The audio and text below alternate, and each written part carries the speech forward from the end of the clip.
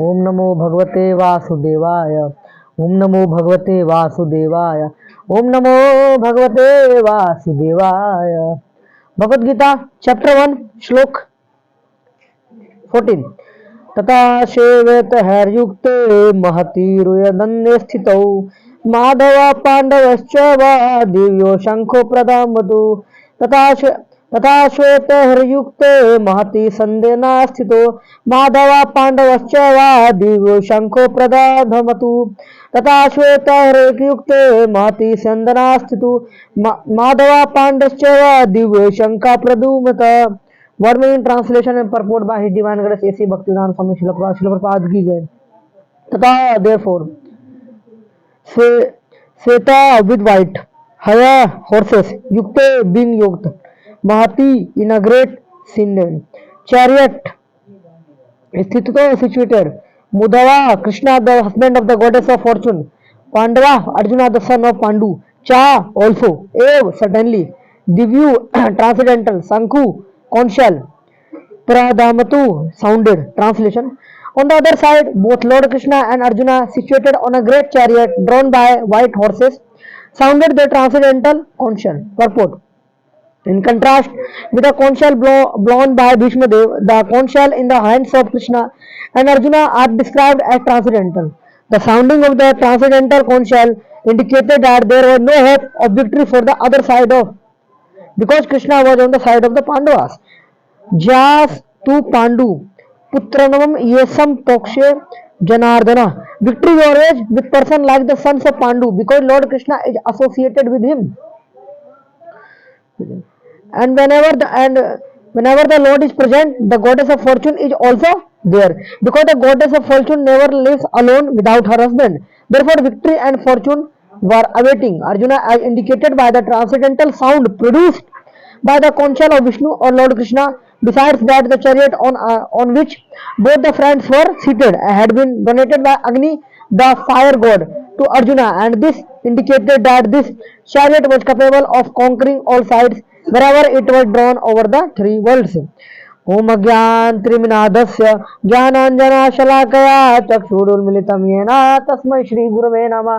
श्री चैतन्य मनोभीष्टं स्थापितं येन भूतले स्वयं रूप कदा मह्यं ददाति स्वपदान्तिकं वन्देऽहं श्री गुरु श्रीयुतापदकमलं श्री गुरु वैष्णवां च श्री रूपं साग्रजातं सगण रघुनाथान्वितं तं सजीवं साद्वैतं सावधूतं परिजन सहितं कृष्ण चैतन्य देवं श्री राधा कृष्ण पादान् सगण ललिता श्री विशाखान्वितां च।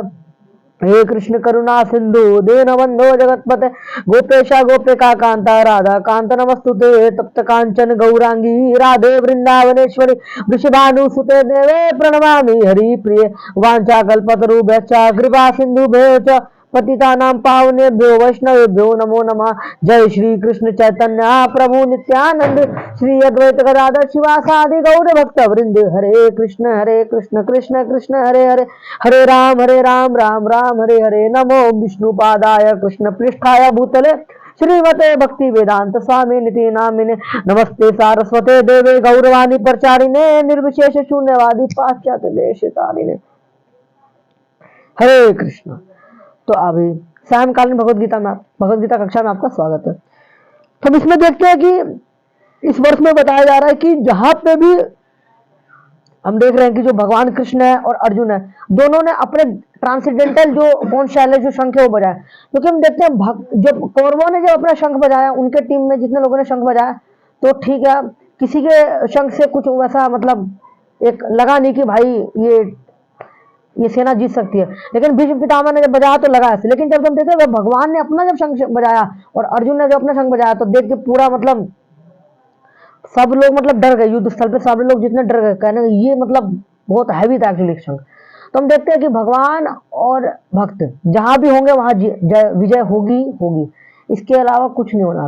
तो हम देख रहे हैं कि इसमें बताया जा रहा है कि जहां भगवान है क्योंकि भगवान अर्जुन की साइड है मतलब पांडवों की सेना में तो वहां तो फिक्स है कि वहां जीत तो होनी ही होनी है। क्योंकि जहां जहां भगवान होंगे उनके पीछे पीछे जीत तो उनका पीछा करेगी हमेशा। और दूसरी तरफ देखते हैं कौरवों की जो सेना है वहां पे हार निश्चित है क्योंकि भगवान उनके साथ नहीं है। हालांकि भगवान की शक्तियां है उनके साथ, भगवान की सेना है उनके साथ, अश्विनी सेना है, लेकिन भगवान जहां पे है तो बाकी जो चीजें भी भगवान को फॉलो करती है। इसलिए हम देखते हैं कि जहाँ पे भगवान है वहाँ जीत भी होगी और वहां पे लक्ष्मी भी होगी, क्योंकि लक्ष्मी जी जो हमेशा कहाँ किनके साथ रहेगी, लक्ष्मी है जो सौभाग्य है, फॉर्चून है, किसके साथ रहता है, वो हमेशा भगवान के पीछे पीछे रहेंगे, क्योंकि वो भगवान की वाइफ है, तो इसलिए उनके पीछे पीछे रहेंगे। तो इसलिए अगर हमारे जीवन में भगवान है तो हमारे साथ बाकी चीजें रहेगी, लेकिन भगवान नहीं है तो हो सकता है पुण्य कर्म करने के कारण कुछ चीजें हमें कुछ समय के लिए मिल जाए, टेम्पररी चीज के लिए, लेकिन फिर बाद में हमें कष्ट देगा, यही चीज हमें कष्ट देगा। लेकिन भक्त के जीवन में जब ये चीजें होती है तो भी हमें कोई दिक्कत नहीं, हम आराम से अपना भजन करते हैं, और जब नहीं होती तो भी कोई दिक्कत नहीं, हम भजन करते हैं।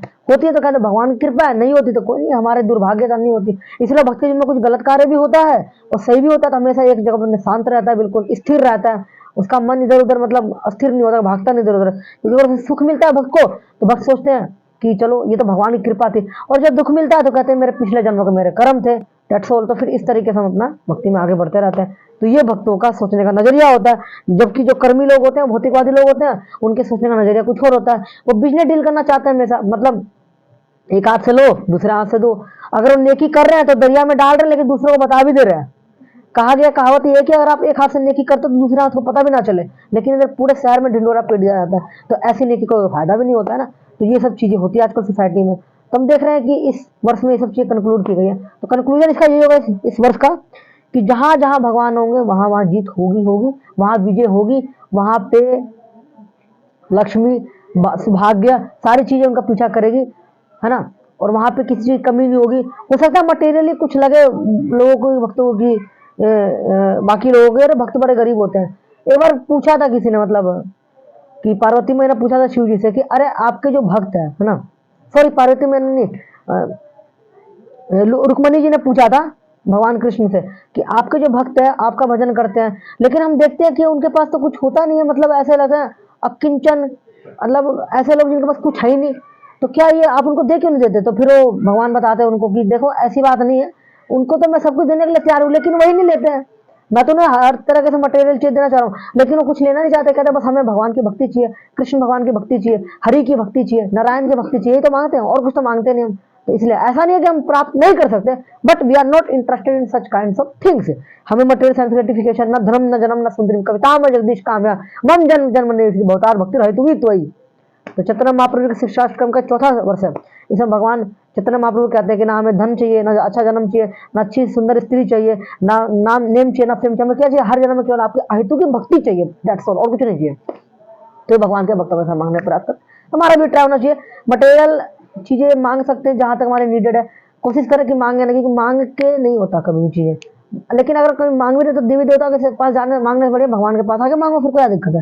क्योंकि आजकल लोग तो इतने ज्यादा नास्तिक हो गए कि भगवान के पास जाकर मतलब हाथ भी नहीं जोड़ते कम से कम। भगवान कहते हैं कि हाथ जोड़ लो, पहले मेरे को प्रणाम करो, प्रणाम नहीं करे हाथ जोड़ लो, कम से कम पूजा कर लो, कुछ तो करो, एटलीस्ट एक ना एक कुछ तो करो, और भगवान के बारे में सुनो, उनके दिव्य लीलाओं के बारे में जानो, उनका प्रचार करो, फिर कोई दिक्कत ही नहीं होगी, है ना। हरे कृष्ण, शिल प्रपाद की जय।